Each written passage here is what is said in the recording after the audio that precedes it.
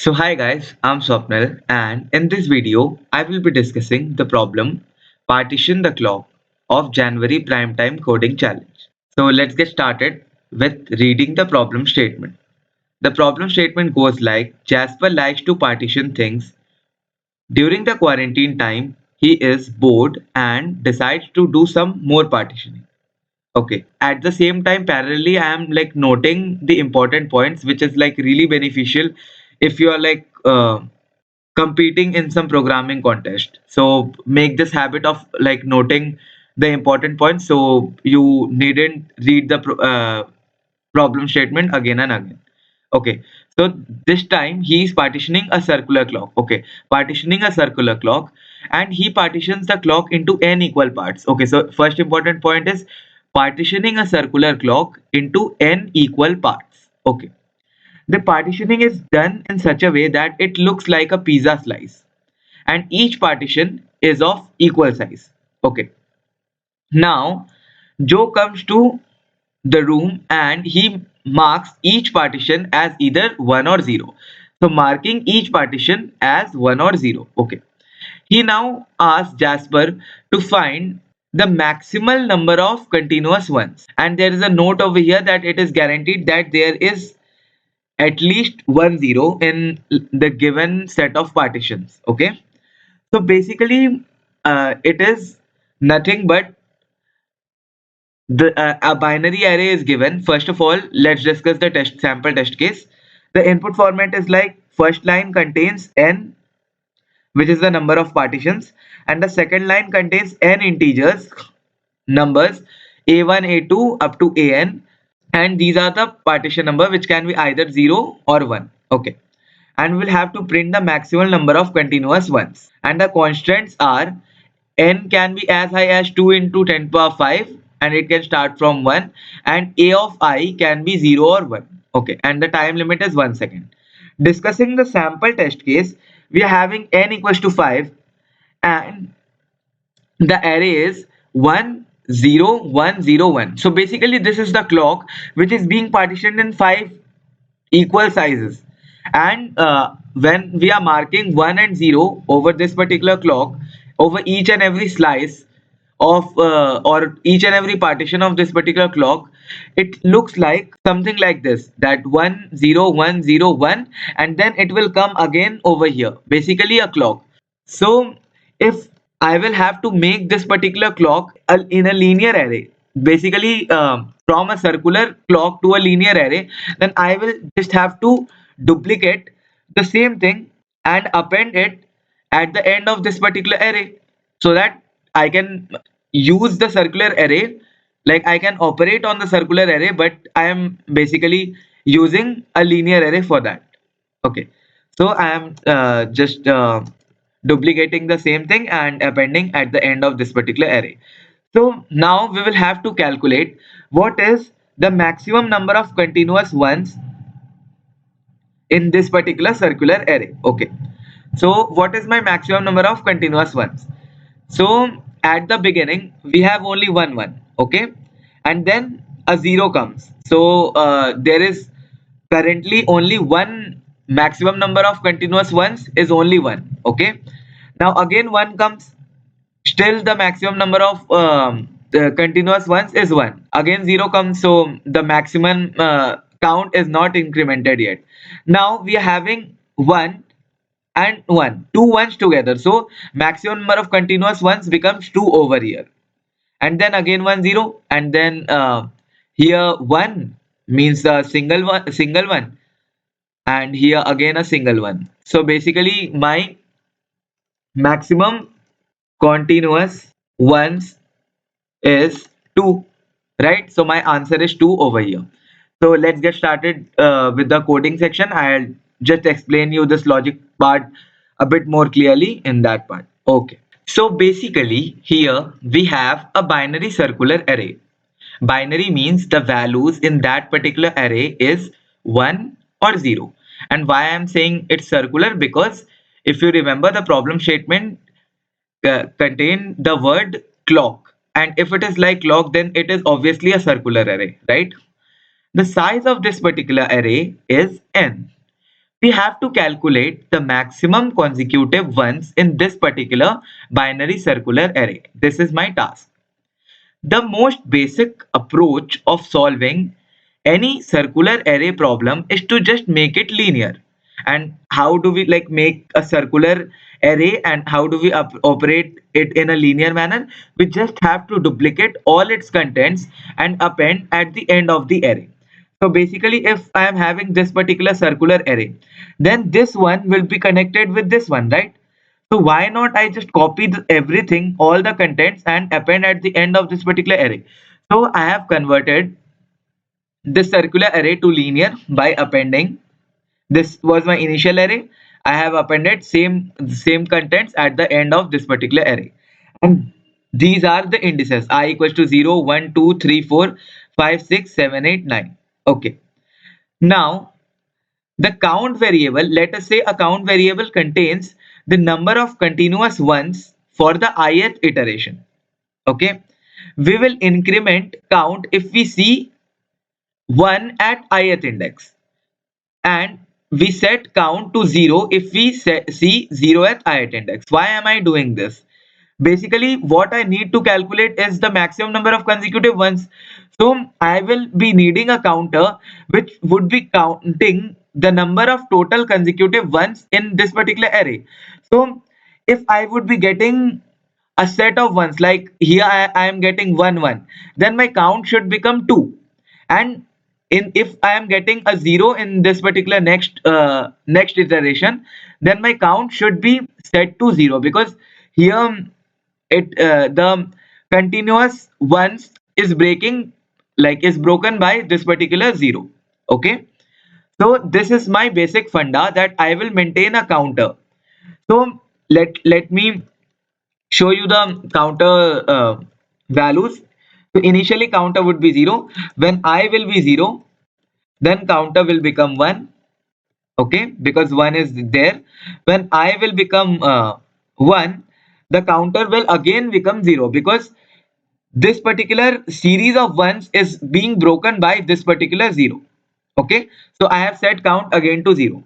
I equals to 2 case, then count will again become 1, because at the index I equals to 2 we have 1. I equals to 3, the count will again become 0, because at the third index we are having 0 in the binary linear array. Okay, at I equals to 4, my count will become 1, and at I equals to 5, my count will become 2, right? Because at fourth index it is doing count plus plus because 1 is there, and at fifth index it is again doing count plus plus because 2 is there, and that's what I wanted, right? I wanted to increment if I am getting a series of ones, and accordingly increment it, and if it is being broken by any 0, then we would set count to again 0. Like here at the sixth index, when I equals to 6, the count will again become 0, because the series of two ones is being broken by this particular 0. Okay, and at I equals to 7, my count would become 1. At I equals to 8, my count would become 0 again, because at index 8 it is 0, and at I equals to 9, my count will become 1. Okay, so what is my answer? My answer is maximum of all such counts, right? So at each and every iteration I will have to calculate what is the maximum value. This is my answer, because count equals to 2 is the maximum possible values of this particular count variable in all the iterations. Okay, so this is what I wanted to like calculate the continuous numbers of ones, and voila, we got our pretty basic understanding of the problem statement. So I will move to the coding part. Let's start with the coding. Let me first take the header files and namespace HTTP. Here at first I will take C in n, because n is my length of that particular array, and then let me define a vector end a of n. So before writing this particular problem in C++, I'd like to introduce the pseudocode part for you. For those who are not comfortable with C++, let us first write the pseudocode, and accordingly you can convert this particular pseudocode to your language, basically Java, Python, or C, or any other language. I would be discussing the C++ solution in this particular video. So as for the pseudocode, I would first take a vector of this particular array. Let us say this is ARR. Okay, this is my binary array. Okay, and now one more thing was n, which is the size of the array.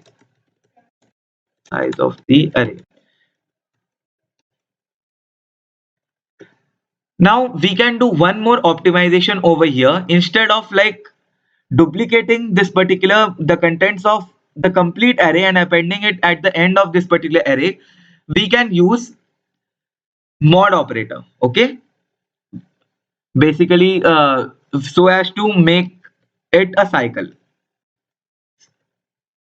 So what will this modulus operator do? If I want to access the value at ith index of my array, and if the array is circular, then obviously if I'm the ith I can be greater than or equals to n, right, which is the size of the array. But if I will access the value at I when I is greater than equals to n, then it will give me a segmentation fault, right? But given that the array is circular, I will have to make certain like arrangement so that if I am accessing some index which is greater than or equals to n, let us say I am accessing the 7th index, but here the n is only 5, right? My n is 5, 0, 1, 2, 3, 4. Yeah, so my n is 5, I am accessing the 7th index, but I want it to give me the 0, 1, 2 second index, right? Second value at second index. So I can map it to a of I modulus n.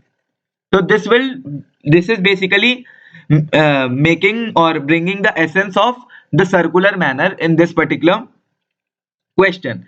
And because of this, I need not duplicate the array and append at the end of the array. So if this is my array and I am mapping all this particular, let us say this is the 0th index, this is the first index, second index, third index, fourth index. Okay, this is I and this is my array. So 0 is mapped 0 is mapped to 0. Yeah, 1 is mapped to 1 because 1 mod n, here n is equals to 5, so 1 mod n would be 1 only, 2 mod 2 would be 2 only, 3 mod 5 would be 3 only, right? 2 mod 5 would be 2 only. Yeah, okay. And 5 here, 4 mod 5, for 4 the mapping is also 4.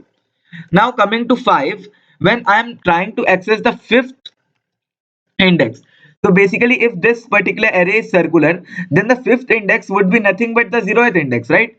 So 5 mod 5 would become 5 percentage 5. Yeah, so this mapping would become 0. So 5 would be mapped to 0 and 6 would be mapped to 1, 7 would be mapped to 2 because 7 mod 5 is equals to 2, right?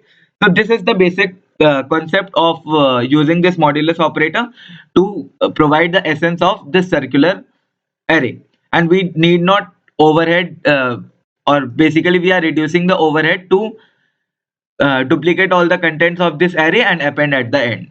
Okay, so my pseudocode would be, at first I will loop from I equals to 0 to 2 into n elements of my array.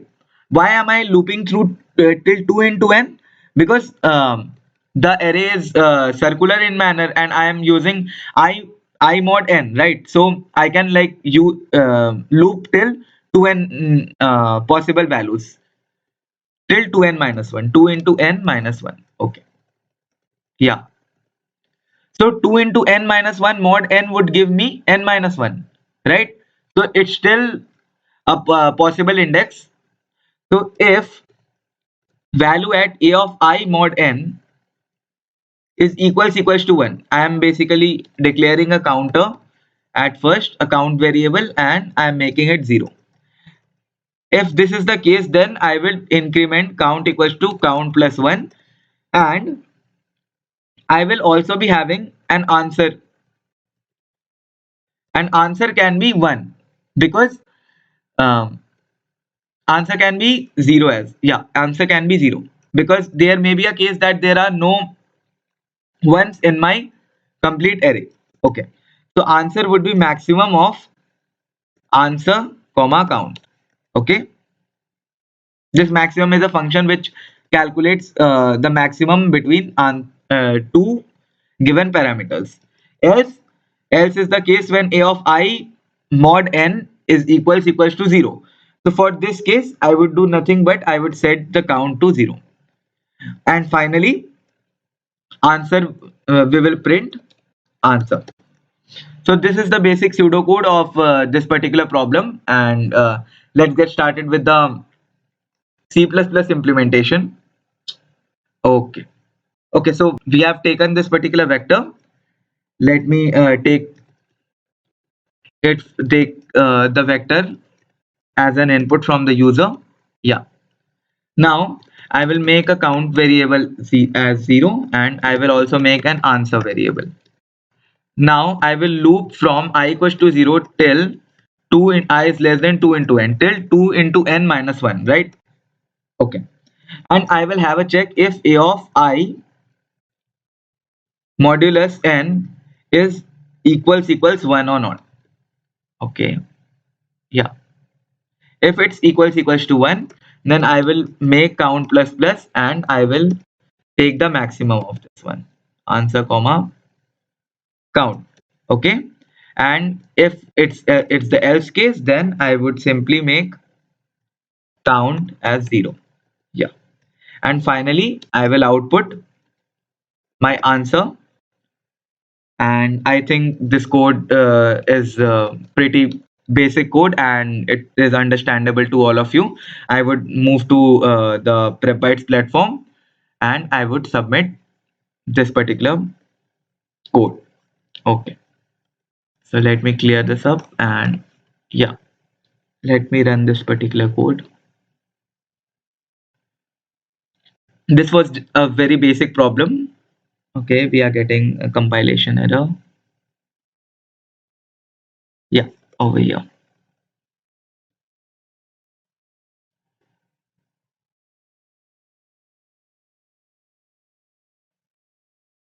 Yeah, it ran successfully. It is giving 2 as the output for the sample test case, which is matching. Let me submit this code.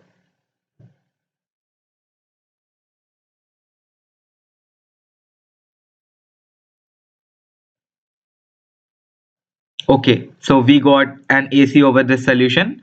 Thank you for watching this video.